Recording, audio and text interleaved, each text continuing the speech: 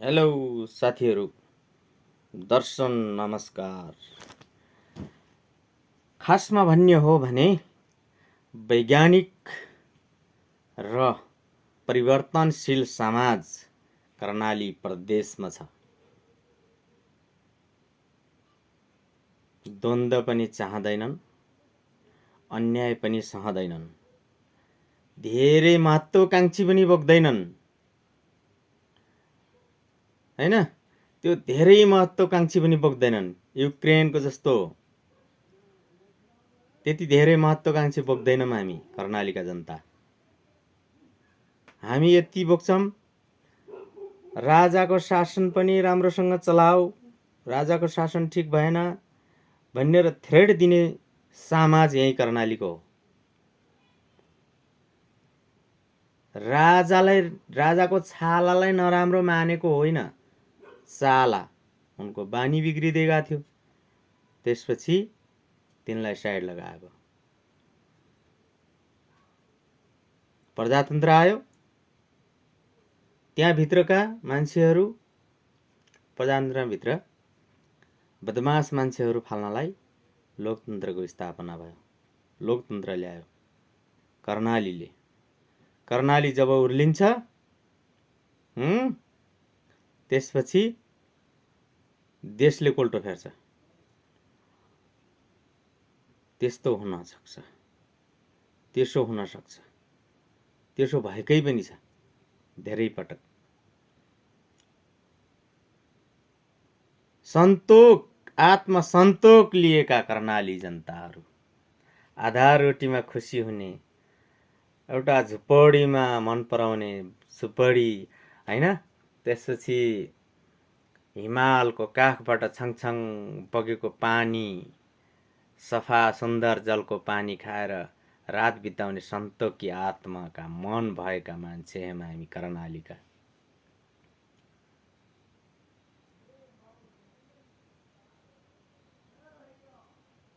कर्णालीको भेल धेरै जम्मा गरेर, धेरै खोला नालाहरू जम्मा गरेर भेल त बाहिर पठाइदिएका छौँ हामीले। त्यो भेल आवश्यक छैन, समुद्र आवश्यक छैन। त्यसले ढाकिदिन्छ, जमिन झाकिदिन्छ। त्यसले के गर्छ भने उर्वरा शक्ति बोटबिरुवाहरू जाग्न दिँदैन। तर बोटबिरुवाहरू जाग्ने ठाउँ, वर्षा भइराख्ने ठाउँ भनेको कर्णाली हो। हरियाली, हिमाल, पहाड। कर्णाली, सुन्दर कर्णाली, सुदूरपश्चिम, सुन्दर सुदूरपश्चिम। हेक्का रहोस्, यो सित्ती हल्लिँदैन।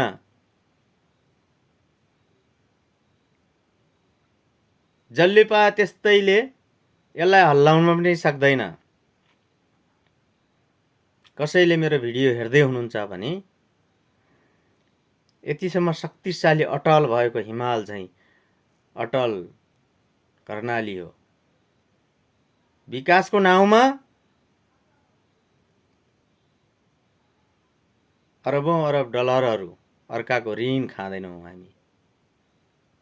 हामी आफ्नै जौँ, कोदो, फापर, आलु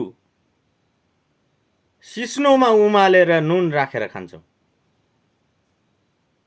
पुरानै नेता दलहरूले खनेको बाटोमा जहाँसम्म आइपुग्छ त्यहाँसम्म नुन ल्याएर बाँकी चाहिँ बोकेर लगेर डाँडाको टुप्पामा घर बस्ती भएका ठाउँमा बोकेर खान्छौँ हामी।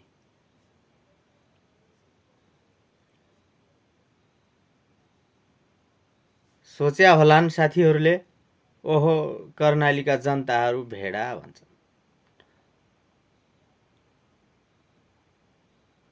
कर्णाली छ त देश छ, कर्णाली छैन त देश छैन। कर्णालीका जनताले सबक सिकाउँछ। विकासको नाउँमा अर्काको अधीनमा पर्न चाहँदैन कर्णाली। ऋण चाहिँदैन, विदेशी ऋण चाहिँदैन हामीलाई, अर्काको ऋण चाहिँदैन।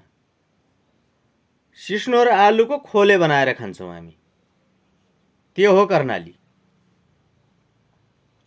हामी आफ्नै मेहनत खान्छौँ। त्यो हो कर्णाली।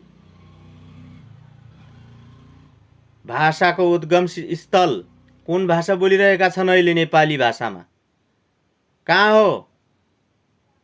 कर्णालीको राजधानी सिजाबाट सञ्चालन छ। सबैलाई अवगत भया, सबै घाँसहरूलाई अवगत भया। पढ्या त थोरै हुनन्, सामान्य ज्ञान पढ्ने अलि विद्वानहरूलाई चाहिँ अवगत पक्कै छ यो कुरा। उनीहरू त अब नेपालको नेपाली भाषाको उद्गम स्थल कहाँ हो भनेर पढ्छन्, अनि पढ्ने बेला ठ्याक्क उत्तरमा के हुन्छ, जुम्लाको सिजा होइन, कर्णालीको सिजा भन्ने, त्यो लेख्यो भने पास हुन्छ। त्यसो हुनाले कर्णाली यस्तो कर्णाली हो, अटल अमर कर्णाली हो।